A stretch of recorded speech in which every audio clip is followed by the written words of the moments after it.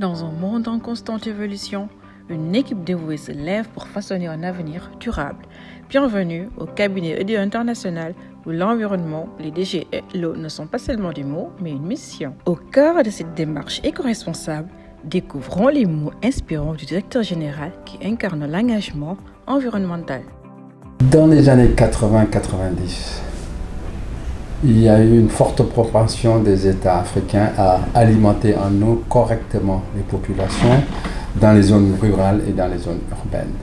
Ce défi a été lancé et atteint un certain nombre de pays qui ont pu donner accès à leur population, qui ont pu donner accès à l'eau potable à leur population. Et aujourd'hui, le Sénégal en est un exemple particulier où il y a une grosse partie des populations urbaines et des populations rurales qui ont accès à l'eau et à l'assainissement. Ce n'est pas total par rapport à l'alimentation en eau, ce n'est pas un pourcentage de 100%, mais on n'est pas loin de 70 à 80% dans l'alimentation en eau des populations. Notre objectif est de contribuer au développement du secteur de l'assainissement et de l'eau en proposant un cadre institutionnel favorable à l'implication des usagers sur la place primordiale qu'occupent ces services de base, à l'implication du secteur privé, à la régulation du marché. Nos projets sont façonnés par une équipe pluridisciplinaire intégrant expertise technique, sociale, environnementale, socio-économique et juridique. C'est cette diversité qui définit notre excellence.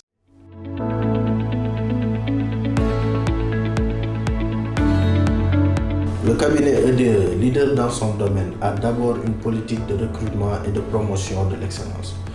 Nous œuvrons pour garder la qualité sur les profils recrutés et aussi œuvrons pour développer ses talents. EDE étant une école où bon nombre d'ingénieurs de ce domaine sont passés et se sont formés, tient à contribuer au développement du secteur en renforçant son capital humain avec des conventions écoles-entreprises pour attirer les meilleurs talents et constituer un pôle d'excellents experts et conforter notre place de leader en Afrique. Donc le pilotage de la performance, c'est une fonction qui est transversale.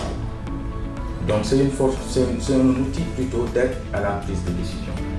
Donc nous faisons une collecte et une analyse d'informations au niveau des différentes directions pour faire une remontée vers la direction générale et le top management. Donc, comment ça se fait? Généralement, sur la base, il y a plusieurs outils qui sont élaborés, notamment des tableaux de bord qui servent réellement à faciliter la prise de décision au niveau de la direction générale. Donc, c'est un principe, disons, de collecte d'informations au niveau des directions et de transmission au niveau de la direction générale. Par contre, l'assainissement est resté un dilemme, un enjeu majeur qui n'a pas beaucoup évolué en Afrique. Nous avons eu la chance pendant les années 80-90 à faire partie de ces ingénieurs qui ont été formés dans les écoles occidentales et qui n'ont pas toujours amené des aspects, des technologies et des démarches, des modèles qui permettent aux populations en zone rurale et en zone périurbaine d'avoir accès à l'assainissement. Et c'est ainsi qu'un certain nombre de scientifiques africains, occidentaux, ont commencé à penser à éradiquer un certain nombre de maladies qui sont liées directement à l'assainissement.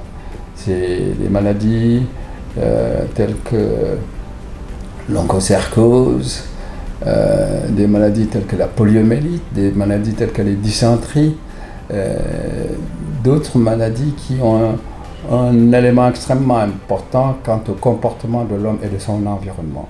L'objectif du pôle d'excellence, c'est d'encadrer les ingénieurs et de développer des compétences en interne qui vont accompagner la vision de EDE dans les domaines clés que sont les boues de vidange, les déchets solides, les inondations, la pollution industrielle et voilà, l'érosion côtière.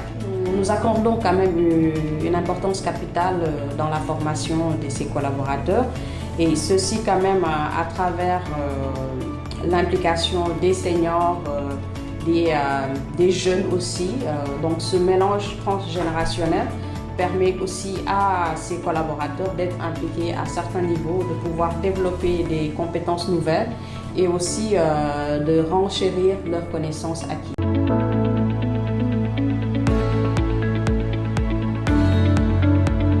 Nous sommes en charge de tout ce qui est recherche d'opportunités dans le secteur de l'eau, de l'assainissement et de l'environnement pour le cabinet.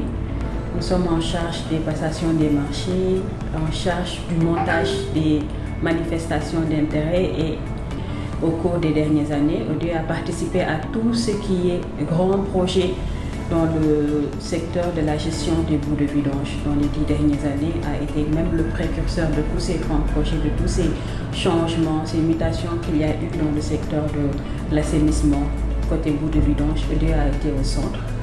Donc quand l'opportunité s'est présentée de pouvoir rejoindre le cabinet et d'être en immersion dans ce cabinet qui a réalisé de si grands projets et aussi de pouvoir apporter mon expertise pour ce cabinet, je n'ai pas hésité à rejoindre ODE. Et nous avons pensé à cette époque dans les années 90 qu'il fallait faire connaître quand même aux décideurs, au pays, qu'il y a un lien étroit entre l'alimentation en eau et le non-assainissement des quartiers. Certains leaders et certains gouvernements ont pris en compte ces aspects-là pour introduire le volet assainissement rattaché à l'eau. Ça a été quelque chose de passionnant parce que nous étions les pionniers à l'époque quant à la mise en place d'un certain nombre de modèles d'assainissement. Quand je parle d'assainissement, il s'agit de l'assainissement des eaux pluviales avec les inondations, l'assainissement des eaux usées, l'assainissement avec les boues de vidange, l'assainissement pour la gestion correcte des déchets solides, l'assainissement pour la pollution industrielle et l'assainissement pour la pollution atmosphérique. La qualité est un enjeu du système de management décisionnel pour les managers. L'optimisation du fonctionnement du service participe à la satisfaction du client. Nous avons voulu un peu sortir des sentiers battus en nous certifiant ISO 14001. Pourquoi ? Parce que le cabinet EDE souhaite participer à la réduction de l'empreinte carbone dans notre domaine et laisser une empreinte propre. Nous sommes en quête de perpétuelles solutions innovantes qui respectent les principes de l'économie circulaire, notamment à travers la réduction du volume de nos déchets solides et liquides qui sont réutilisés, le contrôle de notre consommation d'eau et d'énergie. ODE, c'est aussi des collaborations avec les fondations telles que celle de Bill et Melinda Gates avec le TIEUB. Le TIEUB est logé au sein du cabinet EDE. Donc EDE est la structure qui est responsable et qui signe avec la fondation Bill et Melinda Gates. Le TIEUB est juste un programme. Donc nous devons garantir, on a la gestion fiduciaire donc de la fondation, donc on garantit que les fonds soient bien financés, disons, dans les projets, et nous devons garantir aussi la qualité des projets. Et nous avons des principes dans ça, donc il faut que les projets prennent en considération des principes d'équité, des principes de sécurité et des principes de durabilité. Et nous devons garantir aussi la responsabilité des États. Nous devons faire de manière à ce que nos projets prennent en considération des États qui sont responsables, des États qui donnent une redevabilité aussi, donc qui rendent compte à la fin d'un mandat et qui ont une planification des ressources.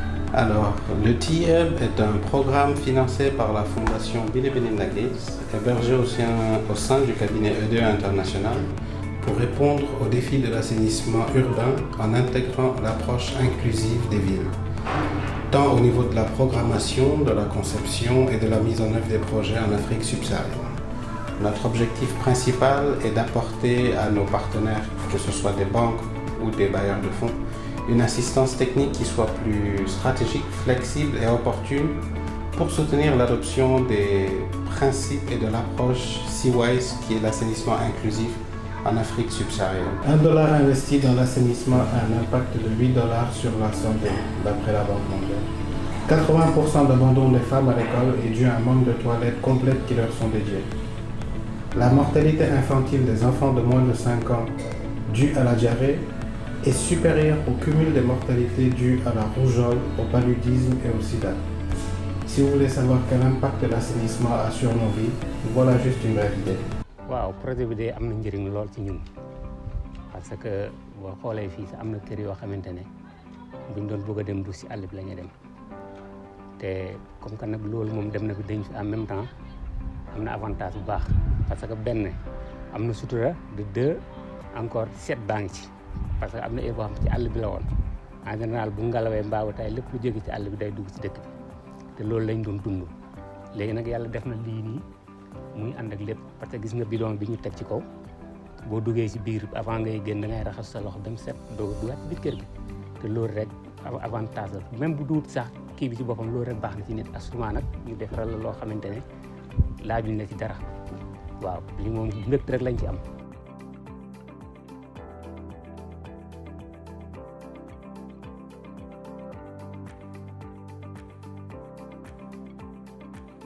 Nous ne pouvons pas parler de développement durable, nous ne pouvons pas parler d'environnement, de protection de l'environnement, si nos comportements nous-mêmes ne vont pas dans ce sens. C'est ainsi qu'on a eu l'occasion d'avoir ce bâtiment.